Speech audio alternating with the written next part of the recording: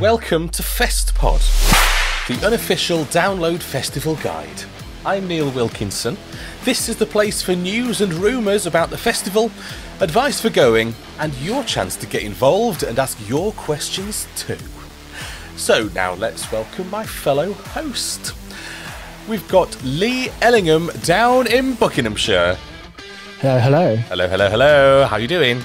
Yeah, all right, are you? I'm all right, you know. We haven't got Dave Kingdon because he's busy fettling in a kitchen somewhere. So just us two again this time around. But it's okay because we are going to mostly talk about the download pilots which we went to. So get in touch with us on the socials by looking for Festpod. Say hello and ask our advice about download, or just chime in with whatever you like. So let's begin with the news. So the download pilot did happen a few weeks ago. Yes. So this was... Now, we've got things to say about this. There's quite a lot, obviously, that happened over 3 days. So let's talk about the camping situation. We got there, and it was basically full of 10,000 people when we got there. I don't know. It wasn't full though, was it? Because there must have been thousands of people behind us when we arrived, as well as thousands of people already camped. Naively, I didn't expect it to be that busy straight away. When we arrived, obviously there was loads of people in front of us, loads of people behind us, as you said. So there were still thousands of people trying to get in. And when we arrived, obviously we took a walk around.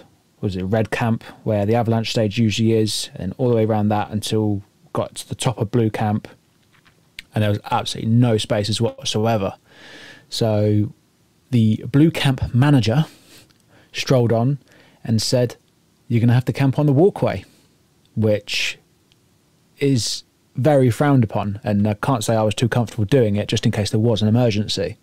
Yeah, because those big walkways are not just walkways. They're so that fire engines or ambulances or whatever can get down to people's tents or into the arena or whatever. That's why they're so big and they're lined out, and that's where we were asked to camp.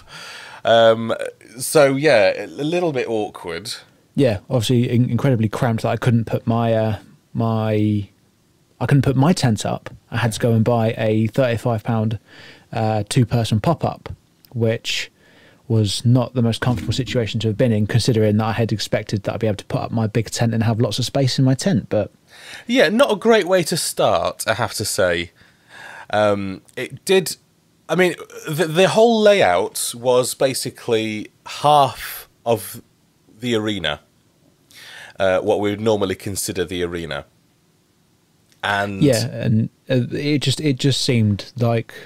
If you look at the aerial shots as well, obviously of the pilot afterwards, you could see there's like absolutely tons of space that was or should have been freely available to have made at least the campsite a little bit bigger, so not everyone was camping on top of each other. The biggest thing I can take away from that is I will never do general camping again, and I will never turn up on a Friday afternoon. I know obviously these were special circumstances, but on a regular download of 5 days, I think general camping and turning up, I wouldn't advise.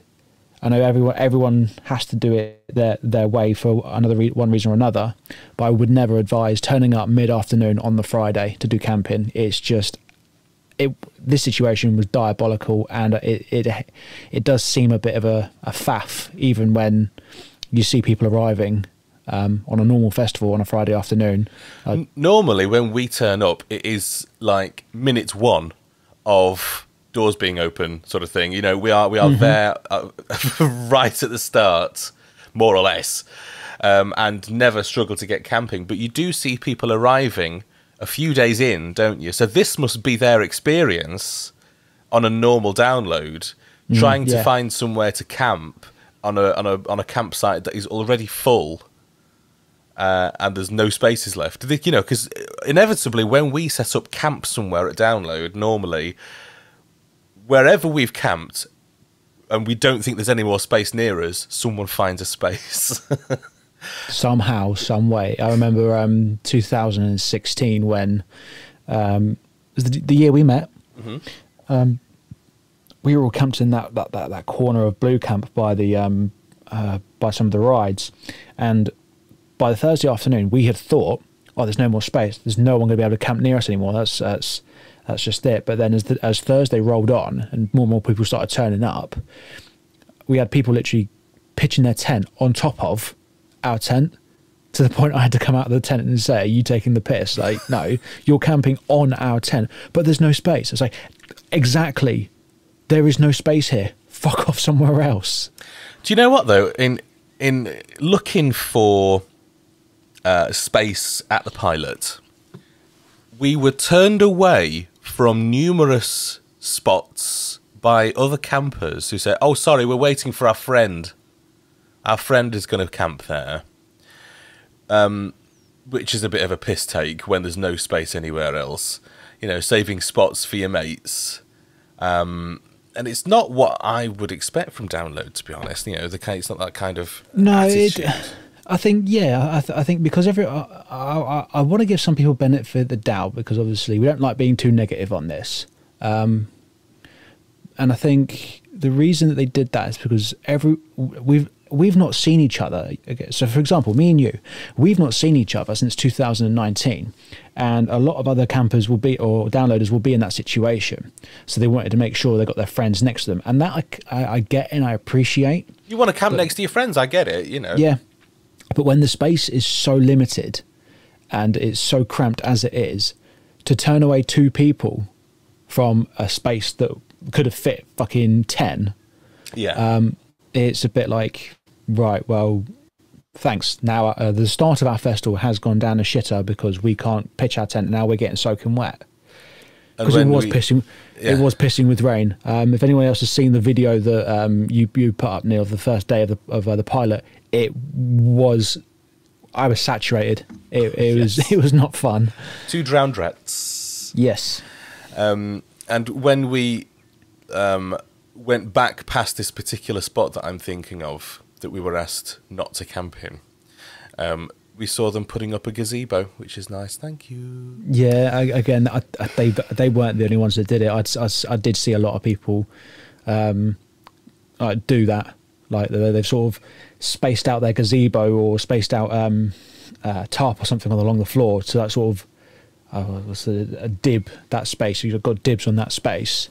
And it's just like, no, you are sort of taking the piss a bit now. It was just a lot of circumstances that added up to there being no space left by about halfway. You know, it's not like we turned up Friday night.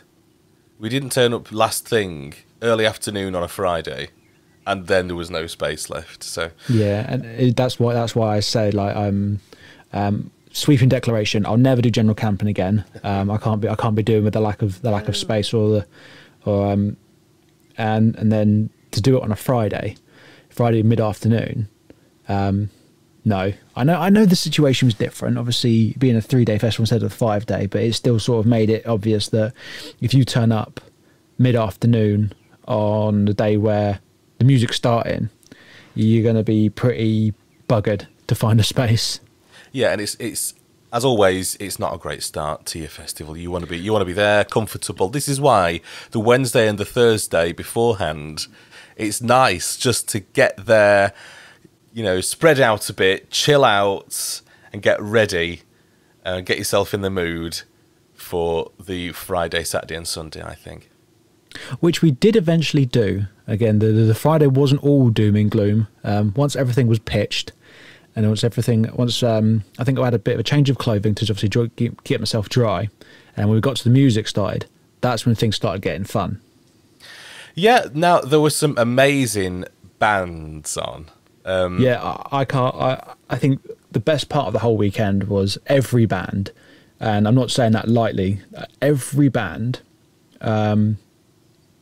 tried to at least put all their energy and put all their effort into having an amazing festival, an amazing show, despite whether it be a 30-minute set or, again, the headliners having an hour and a half. They all put on their best, and it was amazing. Just to get to the headliners, first of all, on the Friday, Frank Carter and the Rattlesnakes, I know that we were extremely pissed. Yes, we were. But from what I remember, they were excellent. They were. I managed to get down the front for them and have a bit of a mosh.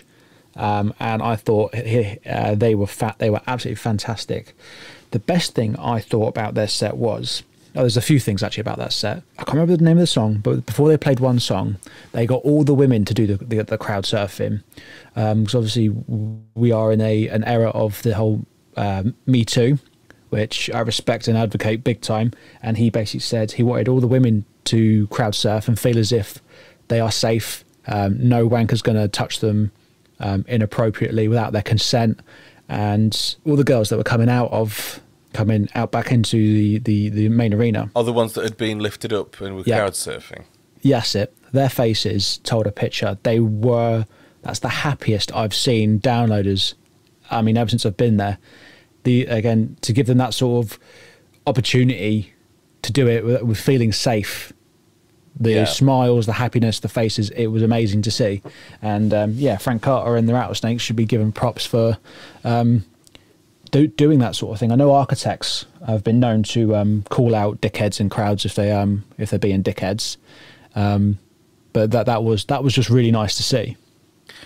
I think the crowd in general were really well behaved, to be honest. I didn't see any, but you don't often really see that at Download, do you? You don't really see any. No, I mean, there was one experience I had when Sleep Token were playing on the same night. I was right at the front, right at the barrier, centre stage, right in front of the singer. But then so was this couple, and he must have had about fucking 6-7 inches on me. Old geezer, old fella. And obviously being at the front, you're getting pushed about as you do. And I must have nudged him by mistake.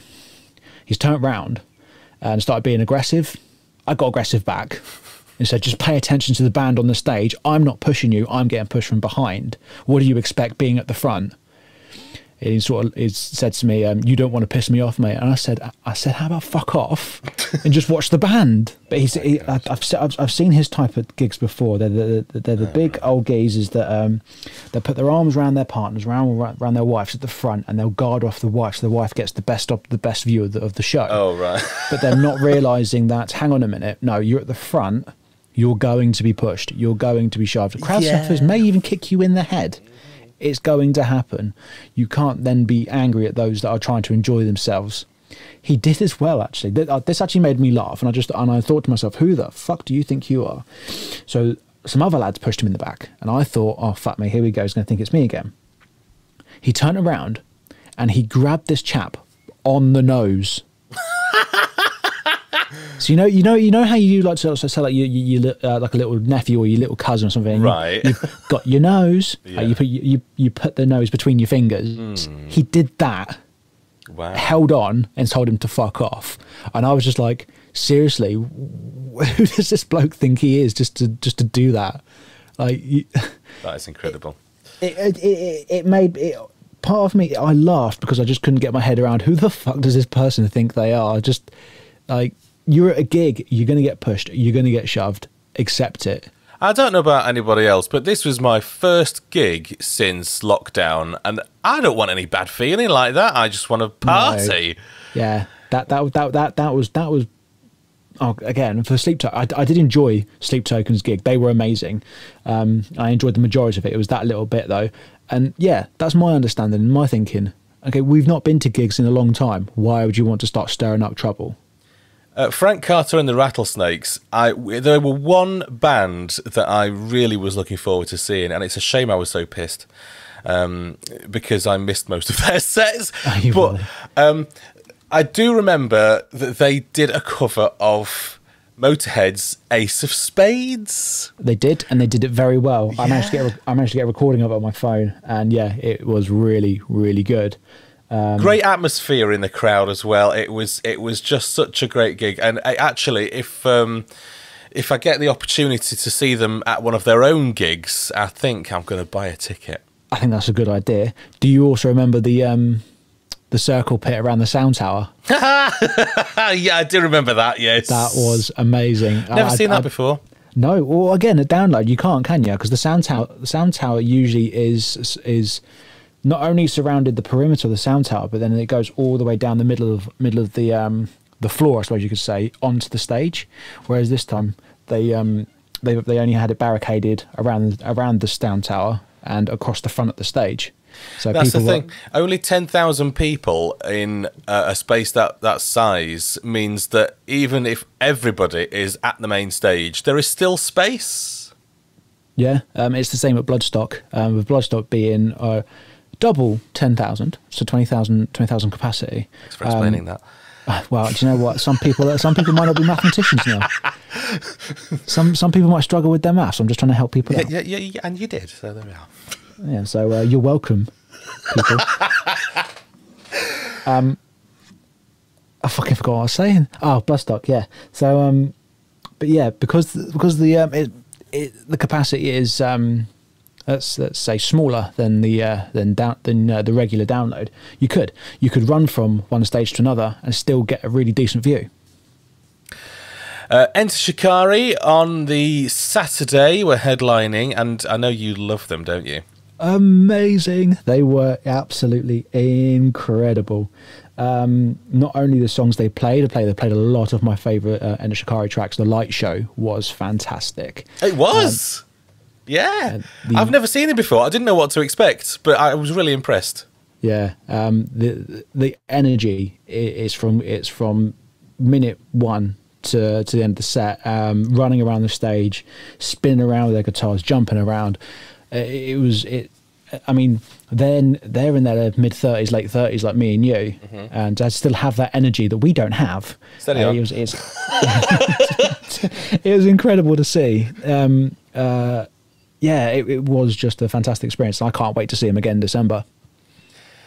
Oh God, yes, you've got tickets for them again, haven't you? I have indeed. Yeah. But where are you going to go and see them? Alexandra Palace. Ali Pally.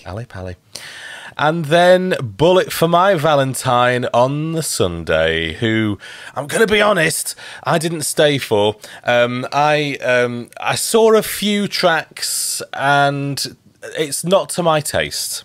It's not the sort of thing I would listen to, but they were very popular. Obviously, the last performance of Download Pilot for the whole weekend, and pretty much everybody was there.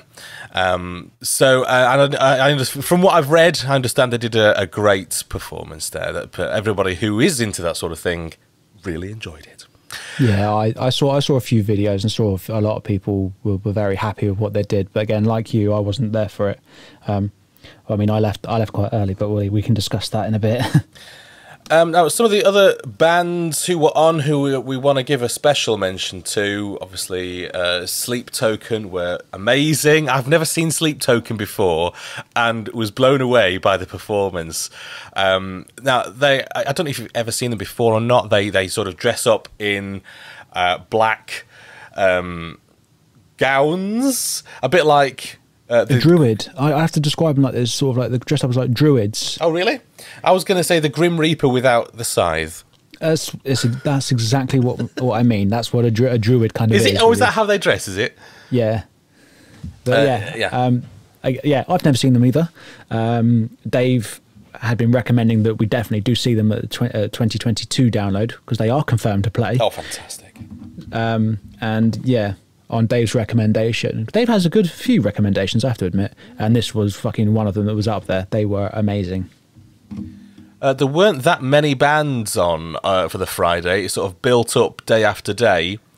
On the Saturday, there did seem to be some sound issues. A lot of bands I noticed were complaining about the sound, and when I was watching a few of the bands, I did notice you couldn't hear the singer, or it just seemed off somehow. So that's a shame, but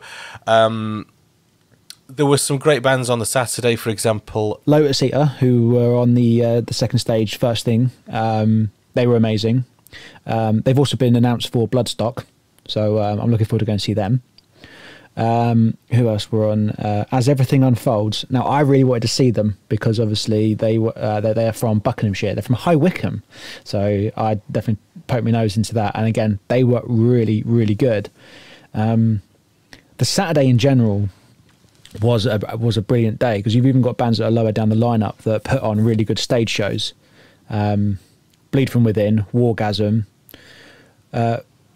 Is it Yonaka? That was the band that had the trouble with the vocals, wasn't it? There were a few, to be fair. So there's one that I remember was Yonaka, the lady in the green. Oh yeah. It sounded like the speakers weren't even on or something. I mean, you could hear them playing on stage. You could hear their own amps, but for some reason, it wasn't coming through to the crowd. No, again, that'd be a download sound tower issue. It wouldn't be the actual band. No, that's right. Yeah. You could hear them playing on stage, but the crowd wasn't hearing it. Yeah. One band, I tell you what, one band who I was incredibly... No, do you know what? Surprised is not the word I can use, because I've never seen them before. Never really given them much time to listen to them. But one band that I was blown away by was While She Sleeps. Yeah.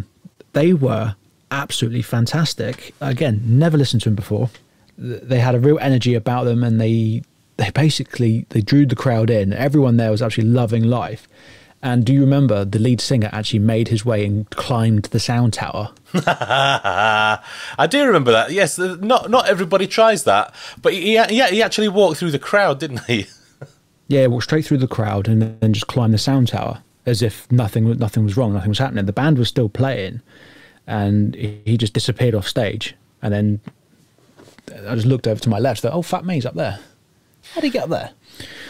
I loved, do you know what? Great bands on the Saturday, but my favourites actually were saved up till the Sunday.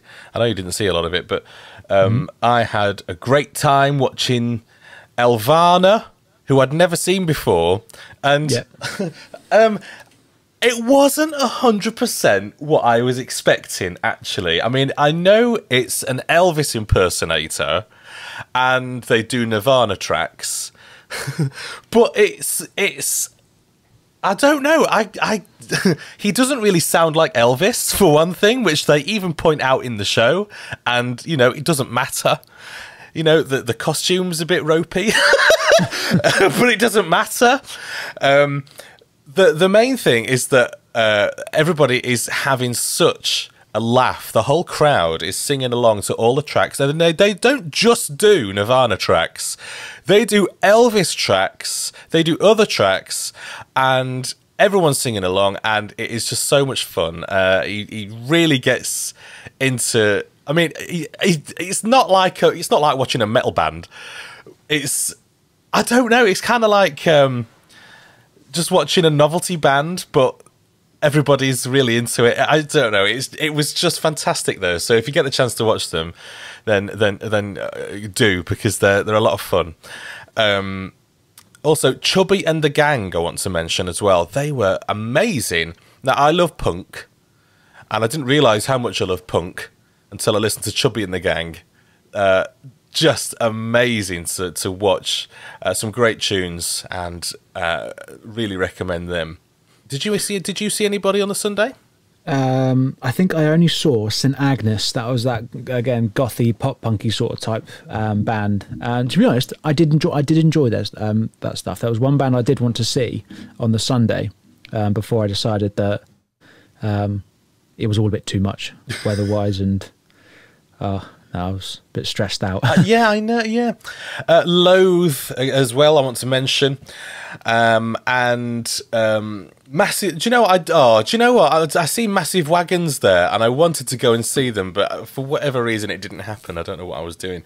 But Skindred as well were fantastic. I mean, if you've ever seen Skindred before, you know what to expect. But they really were brilliant on this particular occasion. There is video of our time at the Download Pilot. We have made programs. We have made half-hour programs of each day that you can watch. If you go to our social media, you'll be able to find them. Just look for Festpod. they're also on YouTube as well in 4K, which is beautiful to look at. And it tells our story of our time at the Download Pilot. But yeah, you unfortunately had to cut your time short, didn't you? Because you'd lost your keys, and then you found your keys, and then you were pretty upset. Yeah, the Saturday was a bit of a nightmare, and I obviously lost my keys. Absolutely cacked my pants and thought, I'm going to have to go home. I'm going to have to get the wife to come and pick me up, or at least drop off my spare car key, because it was just hell. It was just stressful. But by the afternoon, once we went and saw While She Sleeps, I was back. But then come the Sunday, I mean, this is no disrespect to any of the bands, because the bands that were playing on the Sunday, Loathe, Employed to Serve, Skin Dread as well. They're bands that I really do enjoy listening to and would have loved to have seen, but I believe I'm seeing them all in August at Bloodstock anyway. So I felt as if, well, because like you, Neil, Bullet for My Bandstand aren't really my thing, apart from potentially the first album, I hadn't really got much to hang around for. Mm-hmm. And with work the next day, I thought, no, I'm going to go home now so I can relax for the rest of the day and then have a good night's sleep before going back into work. No, my overall experience of it was that I felt the camping situation could have been 100 times better. It didn't need 3 easy cheesies. I'm sorry, I know we're just touching it now, because that's part of the first video, actually, I believe. Well, I think there were more than 3. I reckon there were 5. 5 easy cheesy stalls. I'm maybe making that up, but I think there were definitely a lot of easy cheesy stalls. I did actually go there on the Sunday. I remember 3, and the last time I had an easy cheesy, I think it was Bloodstock 2018, and without being too graphic, it clogs me up for the entire weekend. Oh, and I know some people, because it's obviously all cheese and lactose, can have the opposite effect. It was an uncomfortable experience, and I mean, I don't like being negative on this. I really don't. I wouldn't recommend it. The fact that they had 3, or at least 3, was a bit overkill, because I'm sure there'd have been other tons of independent vendors that would have wanted to plug their wares. Oh, definitely. At the festival. There were a lot of vegan places, though, weren't there? There was. I'm glad there was. Obviously, then I had something to eat. But yeah, it was good. I had a burrito, had some Chinese food. Most of the crowd were in good spirits, and literally in some cases, or in our case, good spirits. We've polished off a whole bottle of Jack Daniels, and you know, I think just it was weird to be back in a gig type atmosphere. It was weird to be amongst people again. But once you got past that, it was like the old days. It was like it was like nothing had ever happened, really. You got over it soon. And that was it. It felt once you got over that initial, like, oh fuck me, there's a lot of people here, and you got over it. It felt as if nothing had changed. Still, that great download atmosphere, and obviously everyone being super happy. It was a really good experience. We met a few people who have seen our faces before somehow or somewhere, and heard our voices. So hello to you if we met you. Particularly Kirsty, who we had a chat with and is a listener. Very nice to meet you and hear about your experiences. And there were a few people who we met who were aware of us. So it's nice to meet you. That's a weird experience. Yes. I mean, after living in Cornwall for as long as I did, and Devon, and having people like come up to you, either you may not know them or may not realise who they are, but they know who you are. It was that sort of like small community feel. It was nice, don't get me wrong. Obviously, having spoken to Kirsty for as long as we did, and other people, obviously, they noticed the T-shirts. It was a nice experience, and thank you for everyone that come up and said hello and said they liked the podcast. Yeah. So moving on, Download Reloaded which was some people's only experience of Download this year. The TV show that was on Sky Arts early June, was it? Yes, it was. It was 4 weeks ago. This weekend in June, and I really enjoyed it. It showed a lot. It showed one or two songs from a lot of bands that had headlined the second and main stage. And the standout sort of videos that I saw was The Prodigy. Oh, Again, yes. would have loved to have seen The Prodigy. Definitely. If it weren't for Mr. Flint not being with us anymore. Well, they're still making music, aren't they? But they are. It would just be without him. So there'll be a slight difference to when they do tour again and when they do make the music. But yeah, having seen that highlight on Download Reloaded, that was amazing.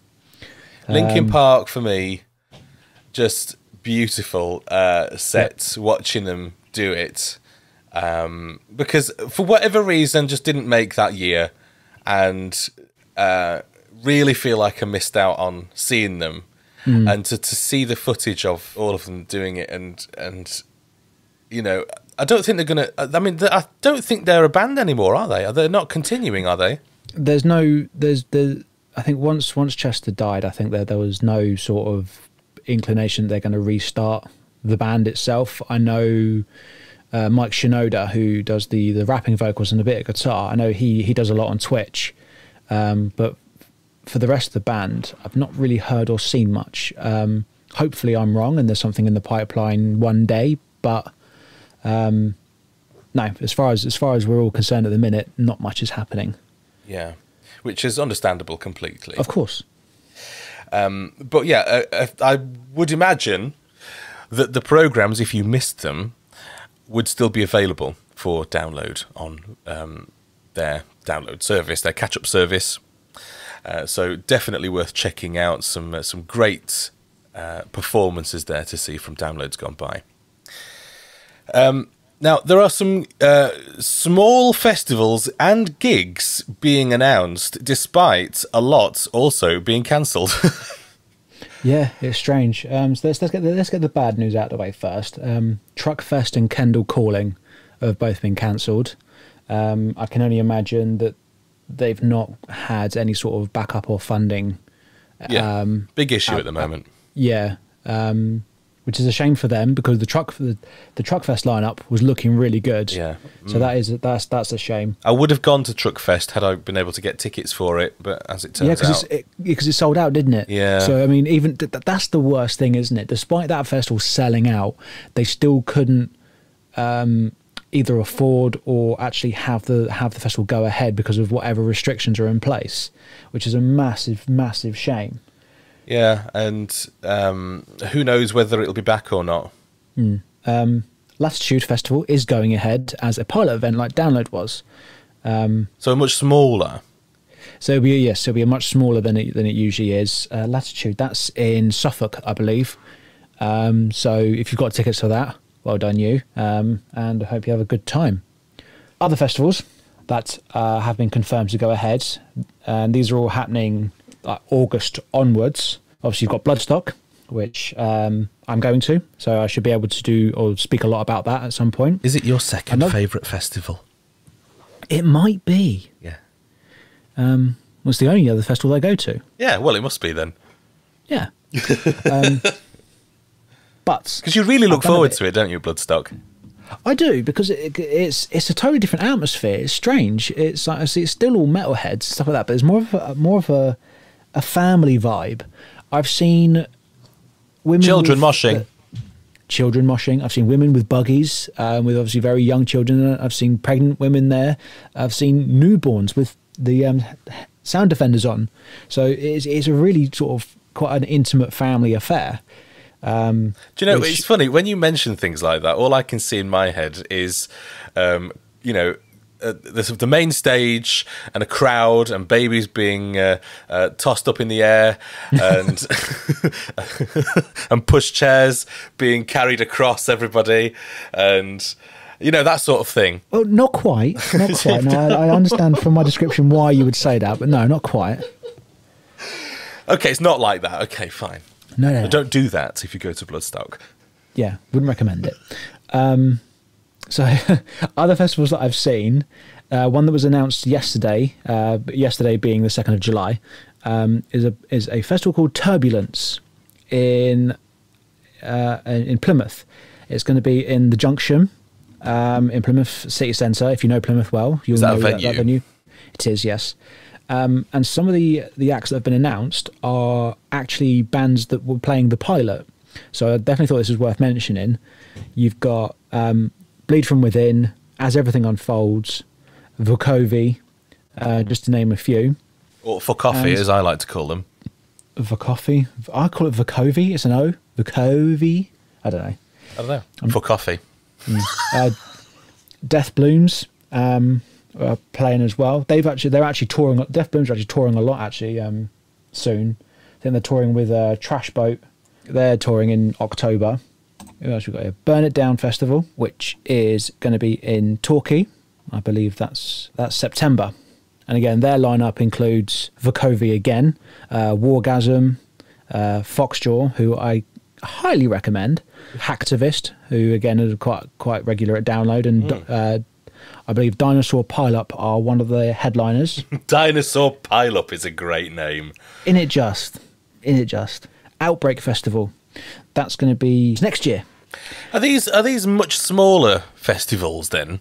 Yeah, these are your 1 or 2 day festivals inside a venue. These aren't the camping festivals that you and I are used to.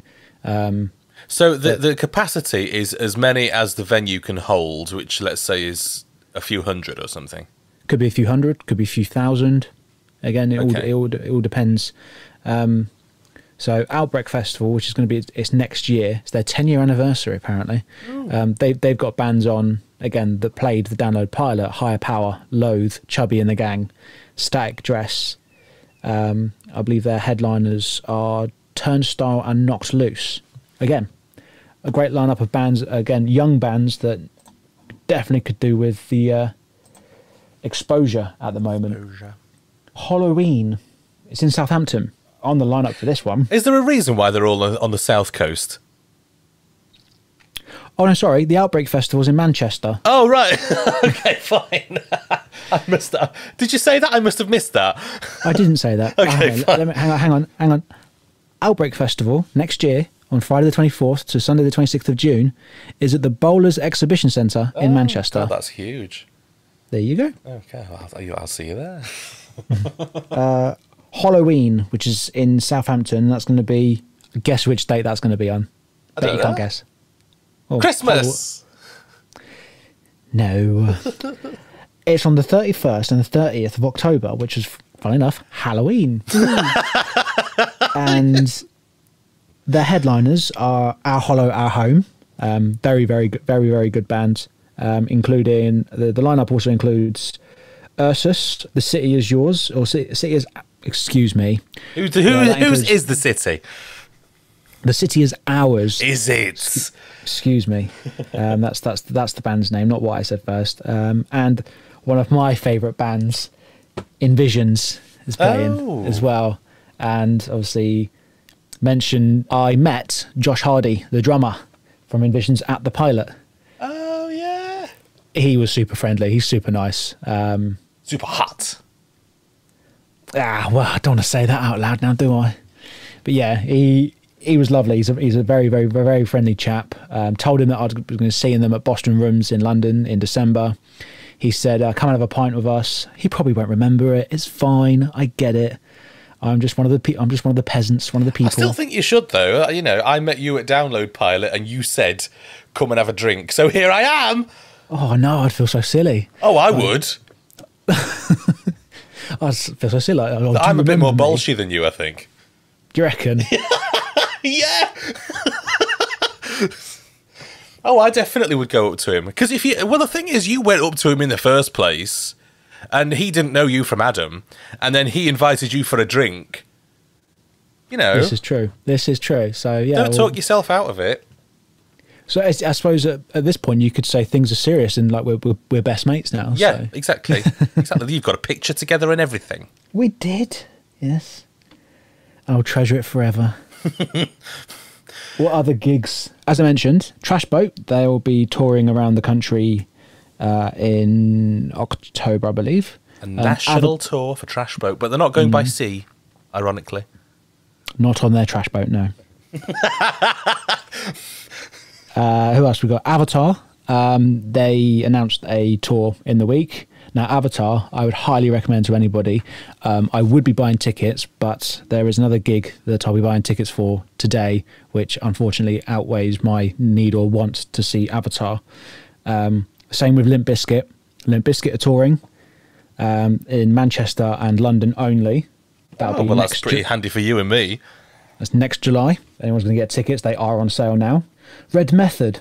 Red Method are one of the bands that are doing the Bawdy Takeover on the Thursday of next year's Download. And they've just announced a tour with a band called 500, who are also alumni, I suppose you could say, of the that's Download. A nice word. Alumni. They have performed at the Download Takeover as well. So I would highly recommend them. I've seen them briefly at Bloodstock, both bands. And yeah, they were a lot of fun. So highly recommend those. The gigs that I'm buying tickets for today is Gojira. They French band. They will be touring with Alien Weaponry and Employed to Serve. Employed to Serve played the pilot. They were on the Sunday and I missed them, unfortunately. But in about 20 minutes, I get the opportunity to buy tickets. Do you? Ah, yes. O2 Priority, bruv. Is that what they're calling it these days? Yeah. So, yeah. Depending on how long this podcast goes on for, you might hear me buying tickets. Oh, okay. But yeah, Gojira touring all over the country. They've got several dates, including London, Ali Pali, Manchester, Nottingham, Cardiff, just to name a couple of them. But yeah, that's all the gigs I can think of at the minute off the top of my head that are going ahead in the next year. Quite a few. Quite a few. Great. Well, next we're going to get some advice about going to Download in the guide. In this section, we'll try and answer your questions about what it's like to go to Download Festival, some things we recommend, and some things to avoid. This time, tents. Unless you've got day tickets for Download, you'll need a tent. Or obviously, unless you're staying in a hotel or you've got a camper van. Now, unless you're a regular camper, tents can be a bit of a mystery. You know, how big a tent do you need? How much money do you need to spend? I would always get more space than I need because, for one, I'm a fat bastard. And for two, if I just get a one-man tent, where am I going to put my shit? Because literally a one-man tent is big enough to fit one person. You have to keep your stuff outside. I found this, didn't I, at the pilot? Obviously, having to buy the 2-man pop-up. Yeah. Literally had room for me on one side, still with my feet hanging out, and then the other side for all my gear, which again was my camping bag, my food, clothes, everything like that. So, how big? It depends on how comfortable you want to be. The 2-man the pop-up that I bought wasn't big enough to have my mattress in it. My mattress is quite high off the floor. So if you need a mattress, you need to get one, again, a blow-up mattress. It's just so much more comfier. Because I found sleeping on the floor leaves you with bruises. Oh no, does it? So if is that not where you fell when you were pissed? I don't recall falling when I was drunk. Thank you very much. Into your tent? Oh no, I stumbled into my tent. I didn't fall. God. Yeah, and there's a difference. There is. So I noticed Saturday morning I was a bit uncomfortable because I couldn't lie on a mattress. But I bought myself thick sort of foam padding flooring sort of type thing. So I thought Did you use it as a mattress? I did, and I thought it'd be enough. It was not. I woke up with a nice black bruise on my hip.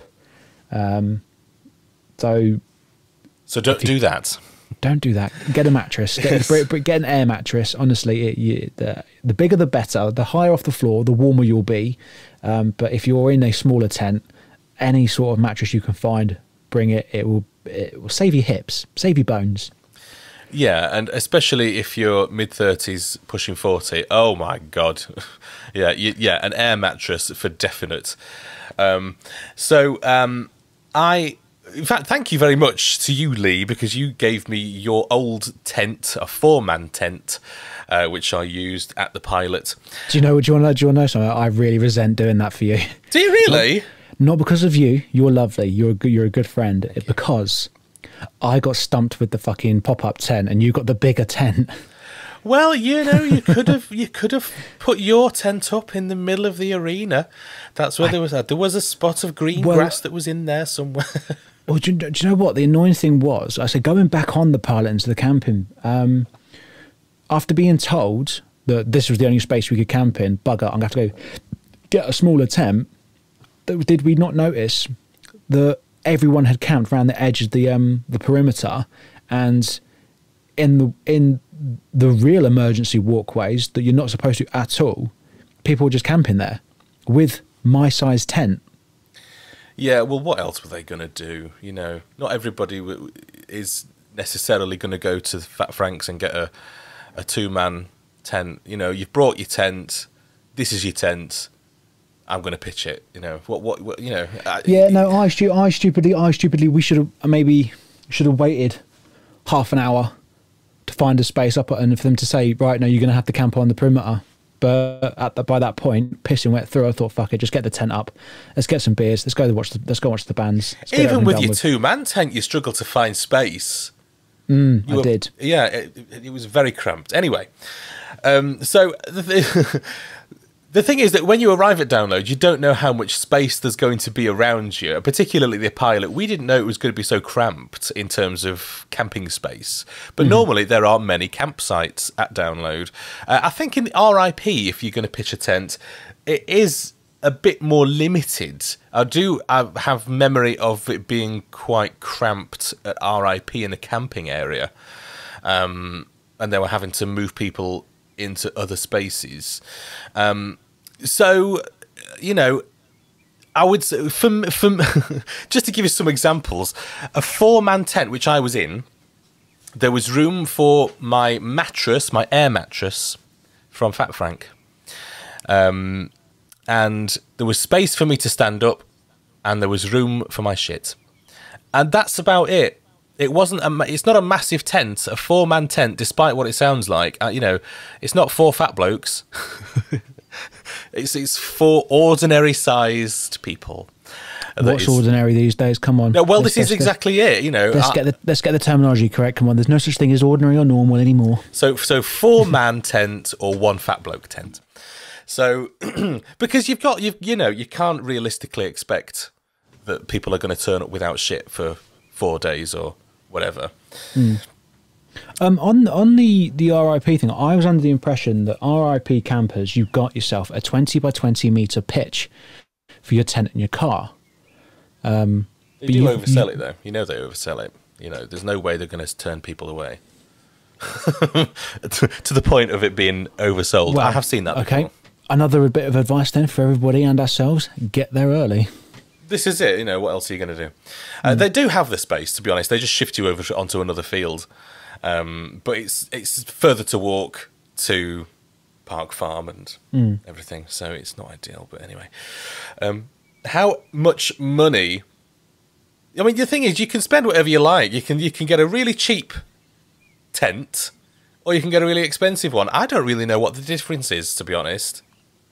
So I think money-wise, I wouldn't necessarily look at the price. I'd look at the quality. You want something that's going to hold out against all matters of weather, especially rain. So it's I can't remember what the specific unit it is. How well it resists the rain. Yeah, there's a specific unit for water resistance, and again, the higher the number, the more weather resistant. So that's what you want to look for. I mean, the only alternative to that is get a cheap tent and buy a tarp to go over it. Which is what I did for the pilot. Yes, with your feet it worked. Out. Yes. I'll tell you what, it worked. And the tarp gave me that extra little bit of space to allow my feet to hang out and stay dry. But again, if you're happy to turn up with minimal stuff, again, a very small tent just to sleep in it, get your pop up, but also buy a tarp on top of it. So again, you're definitely waterproof, and you can give yourself a little bit of feet room if your feet do stick out. Some of the smallest tents I have ever seen in my life I saw at Download Pilot. I mean, we're talking like a one-man tent and a small man at that. Did you see some of those? I did. Incredible. I thought my tent was small, but no, you're right. There were some that were in even smaller, and I struggled to fathom as to how they were going to be comfortable. Must have been slept stood up. Must have done. Now, you can rent a tent. If you don't fancy buying one, you can rent one from Fat Frank's Camping Essentials. They've got a website and stuff like that, so you can have a look. It's not the cheapest way of doing it, though. But again, it's the most environmentally friendly way if you were to rent your tent and then give it back to them, because then there's no waste on your behalf, on your part. So, I mean, the 2-man pop-up that I got, which is part of their rental, you pay double the price for the tent, but then you will get half of that back. So it works out okay for the usage of it, but then it just guarantees that you won't be chucking it in the bin the minute you get home.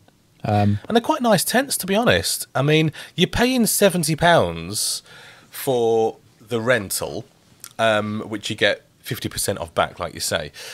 So there's a 3-berth tent, which looks quite nice. I mean, you know, you're going to need 3 people to put this up by the look of it, to be honest. I might be wrong about that, but it looks like quite a big tent. And it's got a porch, and it's like a little caterpillar. It's very nice. So yeah, £35 is what you get back. And you know, if you don't want to take a tent home, and let's face it, not everybody does, the amount of tents that get left there, then that might be your best option. Or failing that, if you've got a friend who's getting rid of a tent and doesn't want it, use that. Like I did. There you go. Like you did. Like I did. There's also Ready to Rock from Download, which we were trying to find details about, but we couldn't find any prices. And now we've got the details in terms of they set up a tent for you, and you know it's you get a pamper area with blow dryers, straighteners, and mirrors. Yeah, that's your refresh retreat gold package, comes included with the Ready to Rock. But like you said, we've tried to scour the Download website this morning, couldn't find it. So you get a choice of a 2, 4, 6 or 8 person pre-pitched tent, and there's also a 24-hour campsite reception in the same way that you get at RIP. So it's a private campsite. You need a particular wristband to get in there. So I don't know whether they would consider it a bit more secure, maybe. I mean, it does sound maybe a little bit more secure, considering the only people that are going to be in there are people that have paid for that, and you've got your specific wristband. So yeah, I'd imagine a little bit more secure. You can add a sleep bundle to that with sleeping bags and self-inflating mats as well, which is you can turn up with even less. And I don't know if I want to. I mean, I hope those sleeping bags are brand new. I mean, I don't know what they're going to do with them afterwards, since you're just renting them, or unless you get to keep them. I don't know. You just believe that everyone's just disgusting and wants to do dirty things inside the tent that will end up soiling it or something. That you'd like to imagine they would be cleaned, or they would be fresh, new. Well, yeah, hopefully. And if you want, I wouldn't recommend this for smaller festivals, but bigger festivals where there's plenty of room, a gazebo is always nice to protect you from the elements, and to sit under. And if you're going with there's a number of you going, you can all camp around and have a gazebo and drink underneath it. Which, I mean, the thing is that we've done that before, and depending on the weather, if it's really windy, you'll only have a gazebo there for a short time. Yeah, you could lose it. I remember I think it might have been 2017, when it did briefly rain. We spoke to some friends of ours that were camping in Blue, and they ended up losing their the gazebo. And we ended up halving the height for some reason. Was that because of the wind? It was high winds, yeah. Obviously, being right next to the airport, and obviously the wind was bad enough as it was. Being by the airport, the wind was incredible. So yeah, we had to cut it in half, which was an experience. Cozy. Yeah, it was a cozy experience. Definitely in terms of things to put the tent up, even if you're, renting one or borrowing one or whatever, bring a mallet. You would not believe how many people I lent my mallet to for knocking in tent pegs. I just stood on mine. I just found some stuff there and just stood mine in. I've never used a mallet. Well, if it's dry ground, you'll have trouble sticking those tent pegs in. If it's wet ground like we had, then it's fairly easy. To put your peg in, it's always got to be wet. It's always got to be moist ground. Now, when you're finished with your tent, take it home with you. Don't leave it there. Definitely. Don't be a dick. They are very hard to recycle. They are very hard to break down. So yes, take it with you. Do not leave a mess. Because the things that use the area once we're gone is wildlife, and we should really sort of respect that. To be honest, Download for me eats tents. I've taken tents there and had them destroyed by the camping at Download, and I've had to bin them because they were destroyed. So unfortunately, And there was one occasion, I think 2016, it was absolutely caked in mud. There was nothing I could do to save that tent, and I didn't want it in my car, so I binned it, which is not ideal. But there we are. That's what I had to do. So at least you didn't leave it there for somebody else to pick up. It's that attitude that needs to be scrubbed. It's the leaving it for somebody else to clean up the mess. Yeah. When you are camping around, a little bit of a tangent now. Take bin bags and put your shit in a bin bag, and so use the bins, use the facilities that are there. We need to be environmental and thinking about that sort of thing. Yeah, and bin bags, take a good quality roll of bin bags, definitely. Don't take the cheap ones. Take good quality bin bags, because when you're there, you need a bin bag for all your rubbish. You need a bin bag for dirty clothes. You need a bin bag for lining the inside of your tent, so that if you do have to walk through mud, you're not walking that mud into your tent. They come in handy for everything. So just take bin bags with you as well. And a roll of gaffer tape in case one of the rods goes through the tent, so that you don't end up with holes in it. Holes in tents and bad weather at Download do not mix. So take a roll of gaffer tape, which you can get from Wilkinson's for about £2.50, and you can do repairs with it if you need to. You'll be grateful for a roll of gaffer tape if you do find that. Because the other thing is, creepy crawlies working their way into your tent is not a nice thing, because I got bitten the last time I went, and I've still got the mark on my skin. So, do you know what? I'm sure I got bitten by something that weekend as well. You don't want the holes for the creepy crawlies to make a nest in your face. So that's about all of our tent guide. Did we miss anything? Is there anything that you can recommend for tents? Please do get in touch with us. Just search for Festpod on the socials and give us your take. Next up, we'll choose our favourite moment from the Download pilot. In this section, we're just going to say what our favourite moment from the whole Download pilot experience was. And there was, over 3 days, there's quite a lot that happened. Have you got a favourite moment? I've got a few, to be honest. So my top, I suppose, there's my top three. My top three moments were experiencing the silent disco. Oh yes, I forgot all about it. I was so pissed. Yeah, go on. Yeah, I know. I vaguely remember it. Don't get me wrong. Walking in, complete sort of silence. So the only thing you can hear is shuffling of people's feet, obviously when they're dancing, and then every so often they'll put a banger on the system, and then people start singing the top of their voices, and just walking into it I thought, this is amazing. This is so much fun. Why have we not stayed up past 1 o'clock before at Download? What's going on? Exactly, I agree. So yeah, the silent disco was a lot of fun for the brief time that we were in there before we both passed out in our tents. I have not danced so hard in a very long time. I had the most fun that I've had in. I mean, even after watching all the bands on that Friday, I was loving life in that tent with everybody dancing away, not just to metal music, but to all sorts. It was great fun. If you ever get the chance to go and do the silent disco, honestly, you will not regret it. Go and do it. I'll tell you what, actually, just going on a bit of a I'm digressing slightly. You've actually inspired me that on the band days, or even actually the whole weekend, drink spirits. Not as gassy, not as bloated, not as if I'm not pissing every 5 seconds. Yeah. Drinking spirits. Yeah. Get pissed and actually enjoy myself again, like with the JD, the whole of Friday. That was a lot of fun.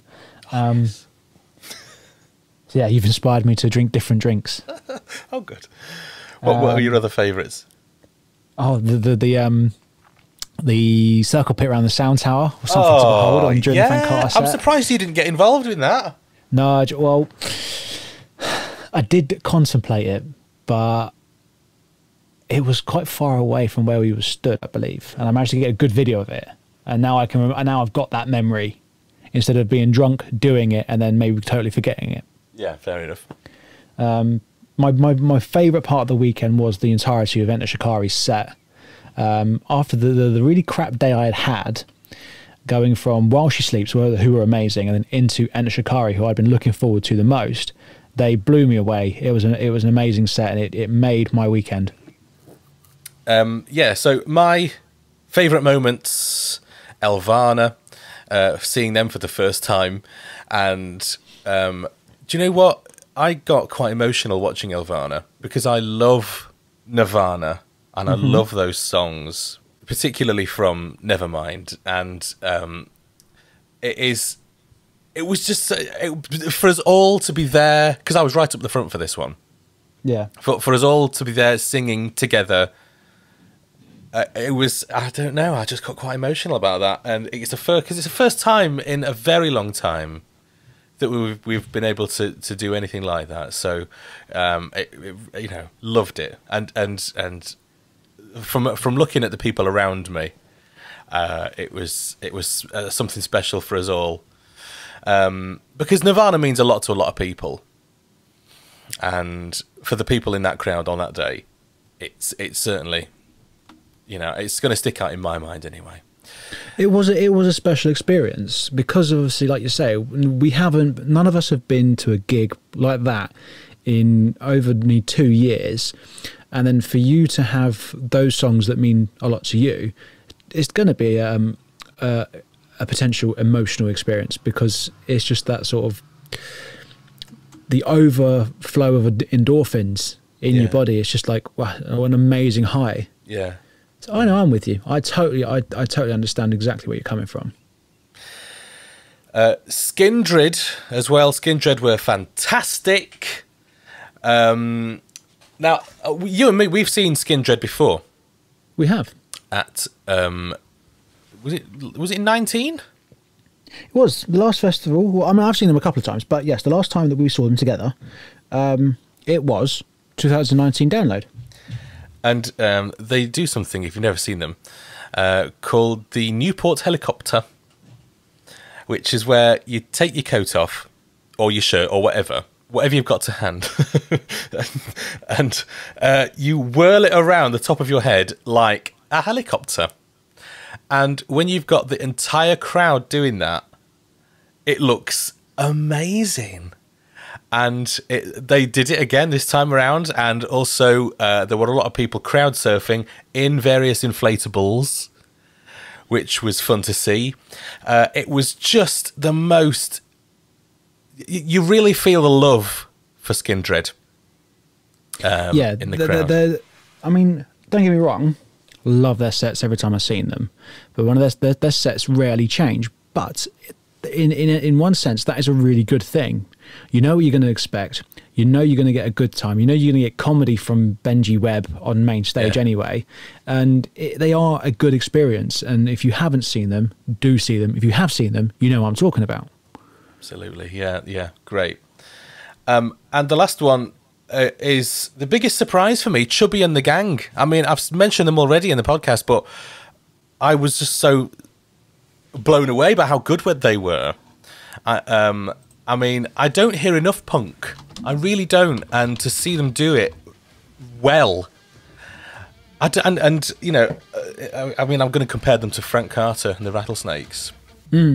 Just, I mean, it's not the same kind of punk. It's different punk, but I think Chubby and the Gang are perhaps a bit rawer.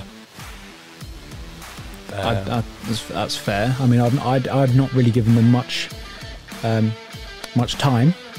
That's my fault. I think Chubby and the Gang, I mean, because to be honest, I had a little bit of trouble understanding what he was saying. He did say that he was pissed, and I could see him drinking from something on stage, which looked like Jack Daniels, to be honest. But it was... I don't know if it was the atmosphere in the crowd as well, but there was something about Chubby and the Gang that I just really got into, and thoroughly recommend them. So, if you like what you've heard, please give us a review of the podcast wherever you found us, and look for us on the socials by searching for Festpod. We'd love to hear from you. So that's it. We'll catch you next time. Bye.